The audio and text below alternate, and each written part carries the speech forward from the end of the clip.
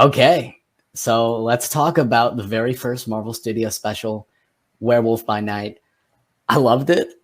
I mean, wow, I thought it was really cool. I like the lead and what's his name? Let me look up his name. Gael Garcia Bernal. I really liked him in this role. I liked how it was an homage to the classic horror films, you know, the Universal monster films. Um, Man Thing looked good CGI wise, and it was fun to have him there. I like the plot. The plot was very interesting about all these hunters coming together, and then later in the special, it's revealed that the lead Jack is one of our monsters. And when this dude unleashed, man, give Michael Giacchino Blade. This Yes. Bassam Tariq left for a reason. I think everything happens for a reason. I think they need to give the gig to Michael Giacchino. He's proven himself. They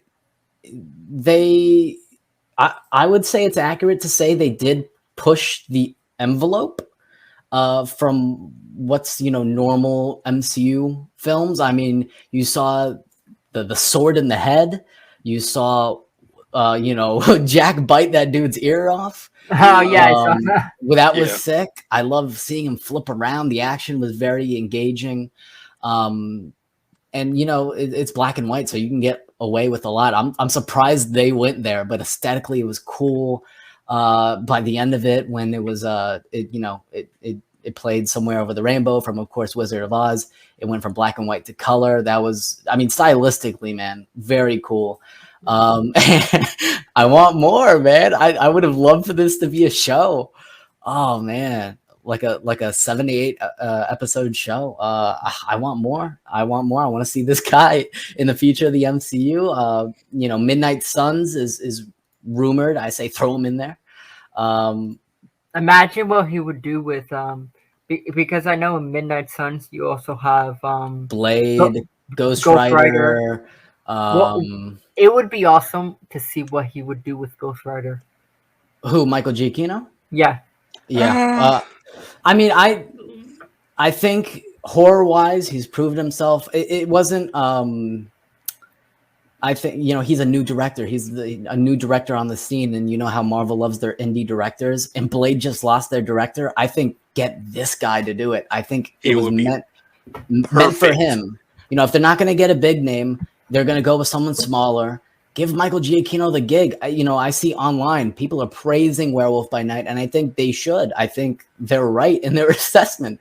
I mean, it was really stylistically cool. One of the most unique and cool things the MCU has ever done. And we know the Marvel Studios special presentations. There are more on their way. In fact, the report came out that some of their Disney Plus MCU shows are going to be reformatted into the special. So I wonder what they're going to do that for. Like Agatha, I think you should make that a special. Yeah.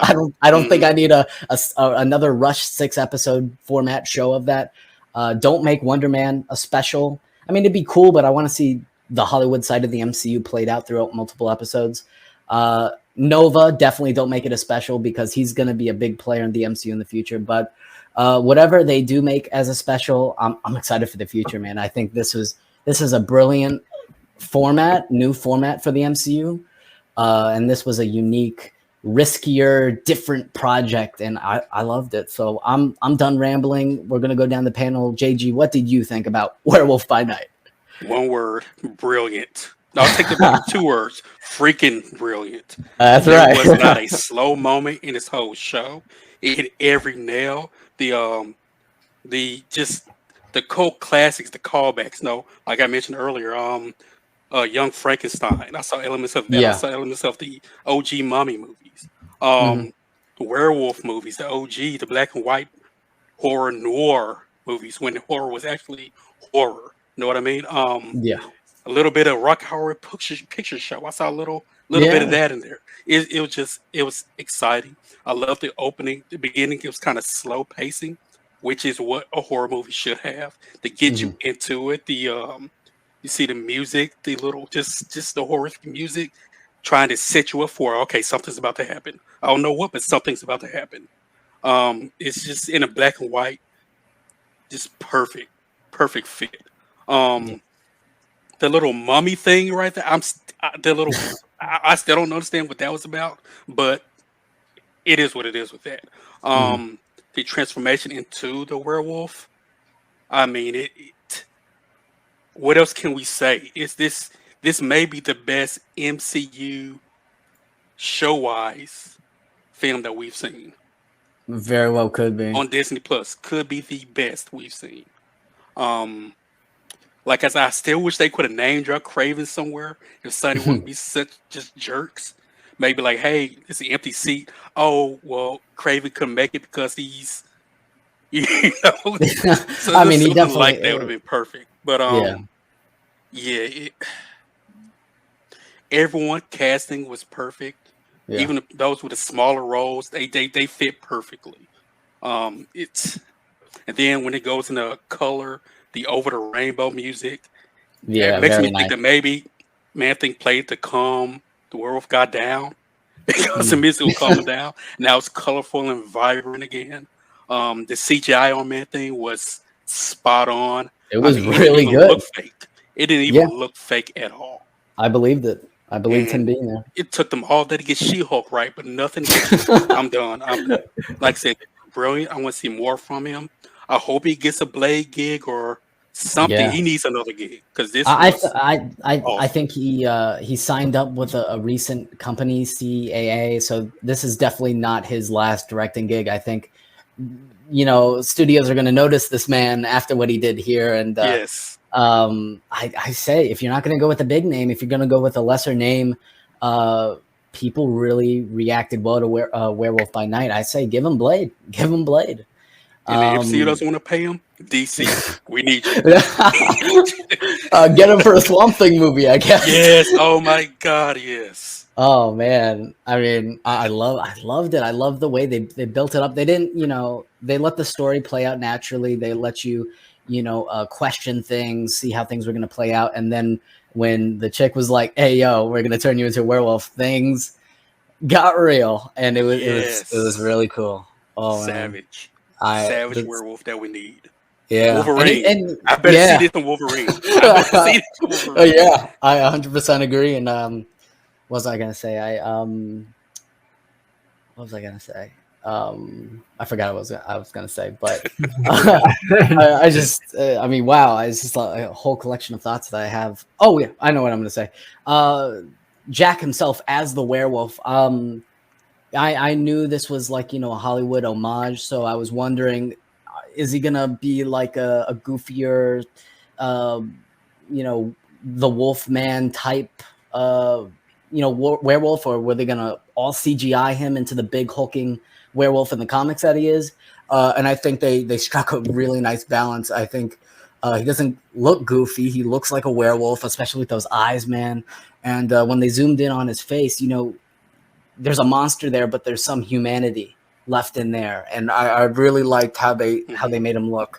I totally worked. So Arkham, what did you think about Werewolf by Night? I really liked it. It brought me back by the classic horror films with black and white. I liked the plot, and I really liked how he transformed and everything like that. It's like all bloody and everything, like eating someone's ear off and everything. Yeah, man.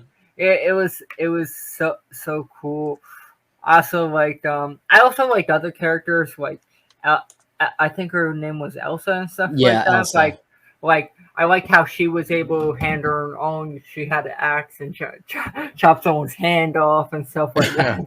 Like I really like this one. Like throughout all the Disney Plus, I like all the Marvel Disney Plus. This one's probably my favorite because like I feel like it's done very well. In black and white, it has that balance. You have the horror film, and you also have like transforming, and I really liked Man Thing. I like how when he touched when he like grabbed someone, like that person like set on fire or something like that, or burned. That was pretty really cool effect. I really liked it. If I had to rate it, it'll probably be 9/10. I know that's pretty high.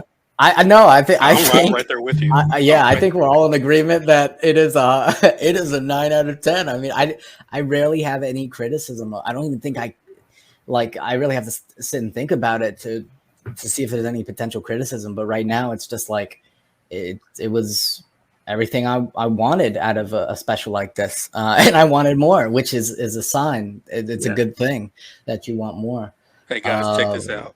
Wow. The IMDb rating. Are you ready for this? What is it? 7.8 out of 10. Oh no!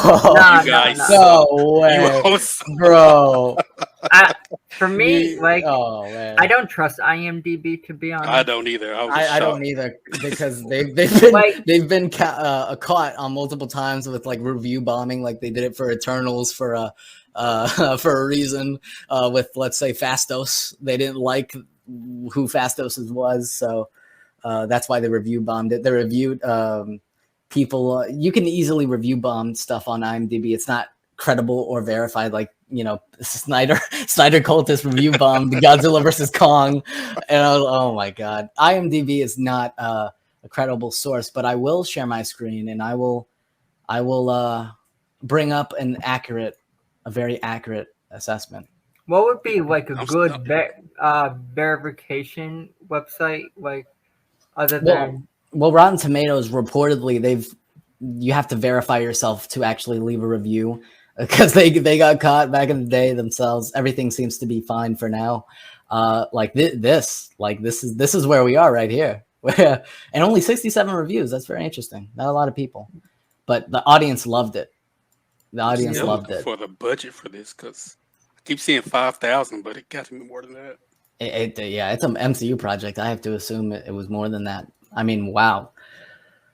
A spooky yarn told with Todd Economy. Werewolf by Night is a standout Marvel entry that proves Michael Giacchino as atmospheric and skilled a director as he is a composer. Yeah, I've been a long time Michael Giacchino fan, because he makes incredible compositions. I mean, The Incredibles, The Batman, Mission Impossible. Like, I can go on, and he's up there as one of my favorite composers ever. And I'm so happy that he got his shot as a director. When the news first dropped that Michael Giacchino, the famous composer, was going to direct, I was like, that is interesting. He did the Batman, like he composed the Batman, yeah, he did, and he composed Doctor Strange. He composed Spider-Man, all the MCU Spider-Man movies.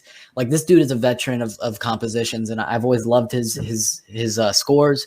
And man, you know, you give someone a shot, they're gonna take it. And Michael Giacchino, you know, he crushed it, man. Yeah, he crushed it. He'll probably come back for the Batman 2 anyway. Oh yeah, he's gonna. I'm sure he's gonna continue composing things. But I think, you know, if studios recognize him, that's what he looks like. Now he looks familiar because I seen interviews with him about composing and stuff like that. Yeah, let's see. He composed Lightyear, Jurassic World Dominion, The Batman, Spider-Man No Way Home, Jojo Rabbit, Spider-Man Far From Home, Bad Times at the El Royale, Jurassic World Fallen Kingdom, Incredibles 2, Coco, War for the Planet of the Apes, Spider-Man Homecoming, Rogue One, which I think he did a great job with that one, Doctor Strange. He did the Star Trek movies, the J.J. Abrams, Justin Lin ones. Zootopia, Inside Out, Jurassic World, Tomorrowland, Dawn of the Planet of the Apes, Star Trek Into Darkness, Mission Impossible Protocol. Let's see, what else? There's a lot of things that I've already seen. Up.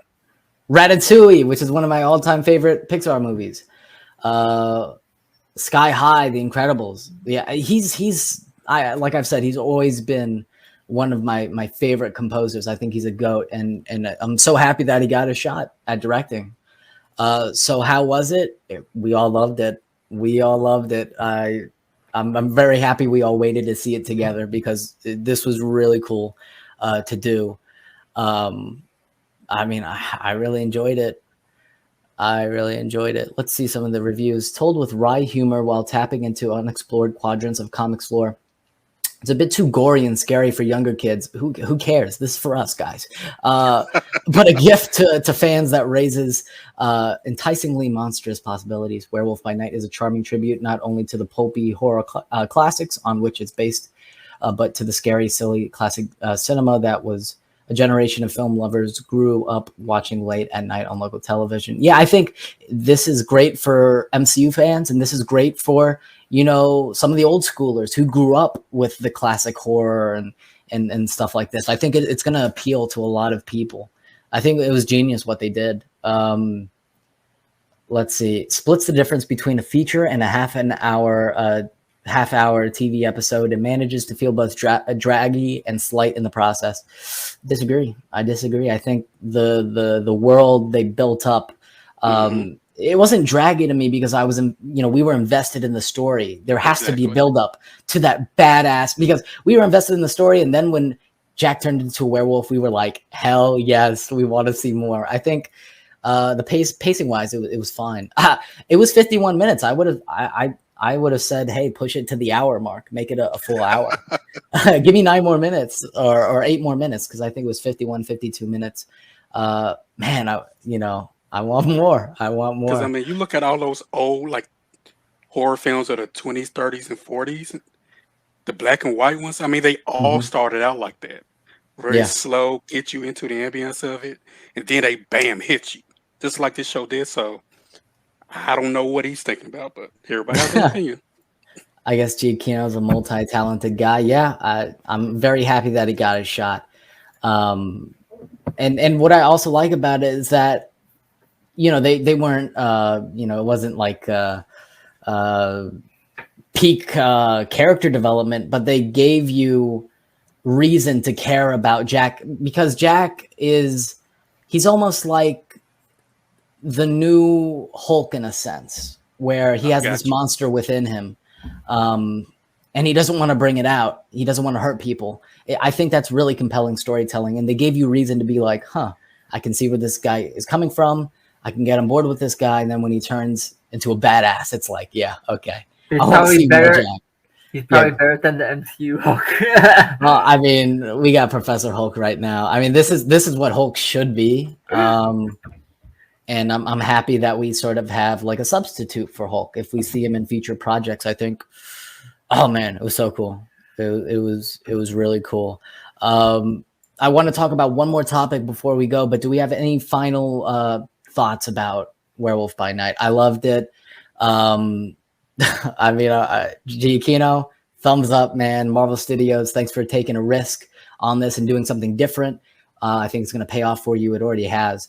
People already love Ted, aka Man Thing, and I already see people online saying, give Michael Giacchino Blade. And I had a hunch, and then I watched the thing and I was like, yep, I'm hashtag Giacchino Blade all the way. I think he left for a reason. And so, Giacchino can step in. I thought it was unique, different, badass, cool, stylistic. I can use all these words to describe this thing. And I'm excited for the future of, these special presentations. I'm definitely on board for doing, these type of live streams, reacting to these specials, because I thought this was really cool. All of us together watching this for the first time, seeing, what these specials hold, and they hold pretty cool things. So.